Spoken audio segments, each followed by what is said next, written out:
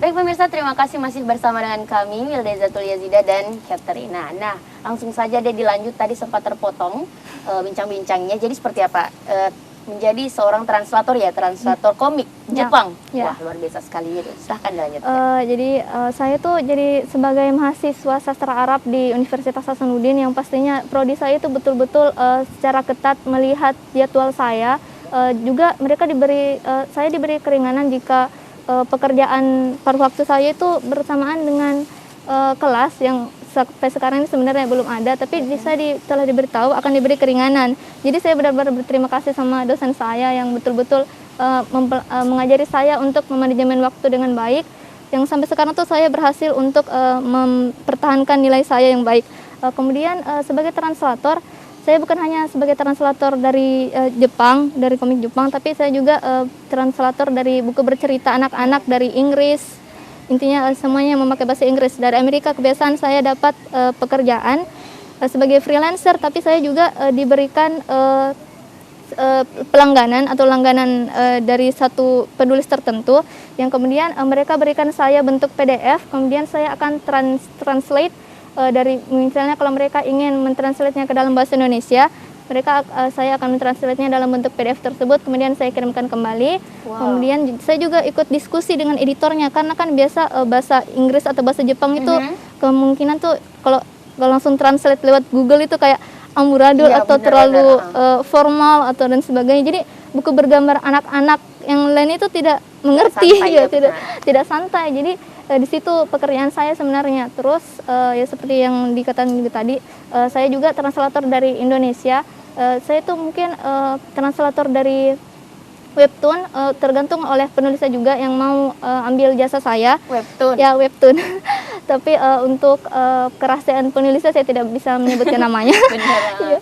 Terus dari webtoon atau web novel dan lain sebagainya. Biasa saya juga pernah dapat satu pekerjaan dari penulis Wattpad.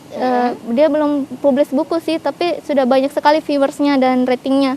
Dia diminta saya untuk translate naskahnya itu, naskah Wattpad-nya itu ke dalam bahasa Inggris, yang kemudian dia mau upload karyanya itu di Wattpad Eropa, di Wattpad yang khusus untuk orang-orang Inggris. Dan kemudian dia dapat banyak sekali saran, dia dapat banyak sekali feedback dan lain sebagainya, sampai bahkan ada yang ingin menerbitkan bukunya dalam bentuk antologi dengan penulis-penulis lain di Eropa. Kamu bisa spill nggak judul yang webtoon itu? Karena kerahasiaan penulis saya tidak bisa menyebutkannya. Oh iya, pemirsa di rumah pasti penasaran dong, kamu sebenarnya kuliah di mana? Gitu. Oh iya, saya kuliah di Universitas Hasanuddin Makassar. Itu ada di Makassar, salah satu universitas terbesar di Indonesia Timur. Kemudian saya ambil jurusan sastra Asia Barat. Sekarang tuh jadi sastra Arab yang terakreditasi A internasional baru-baru ini.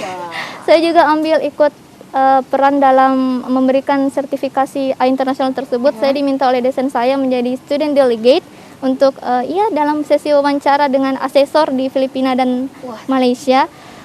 Saya diminta untuk menjadi salah satu perwakilan dari angkatan saya untuk wawancara dengan mereka untuk bisa dapatkan itu akreditasi internasional, dan alhamdulillah kami dapat. Luar biasa banget dong pemirsa. Nah, terus kalau prestasi akademik yang kamu peroleh hingga saat ini apa aja? Dan non-akademiknya? Prestasi akademik itu ya pastinya IPK saya yang alhamdulillah hampir sempurna, itu 3,96. Saya berhasil pertahankan nilai itu, bahkan saya tidak punya nilai B dalam dalam transkrip nilai saya, alhamdulillah. Terus kemudian prestasi akademik lainnya itu saya kebanyakan karena bahasa sih, karena bahasa Inggris. Dari SMP itu saya diberikan lomba storytelling, pidato, speech, debate, Scrabble, dan lain-lain sebagainya. Scrabble itu bagi orang di sini tuh kayak permainan yang agak susah. Iya, permainan agak susah. Tapi sebenarnya dari kecil itu saya main secara amburadul tanpa aturan dan sebagainya, tuh satu kotak itu kami bisa isi semua satu.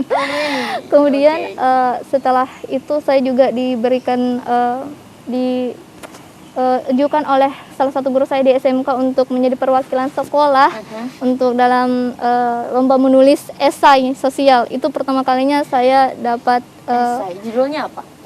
Judulnya sekolah yang tidak diketahui. Maksudnya sekolah yang tidak diketahui itu sekolah yang pendidikannya tuh lebih rendah daripada sekolah lain, akan tetapi masih banyak di situ murid yang belajar.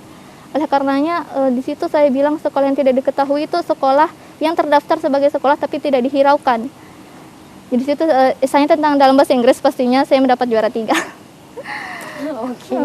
Oh ya, terus bagaimana cara menjaga nilai kamu stabil dalam mengikuti segala lomba, dalam kegiatan lainnya gitu? Nilai kamu bisa balance jadi dengan semua yang kamu jalani itu. Ya, jadi saya pertama dikasih saran oleh guru saya yaitu knowing your level. Jadi setiap kegiatan atau tugas yang saya dapatkan itu saya ketahui dulu level saya, apakah tugas ini mudah untuk saya. Kalau mudah berarti kan saya akan, maaf ya, kita potong dulu. Nah, pemirsa, kita akan lanjutkan seperti apa cerita mengenai bagaimana dia menjaga nilainya agar tetap baik dari dalam semua kegiatannya setelah jeda berikut. Jadi jangan kemana-mana.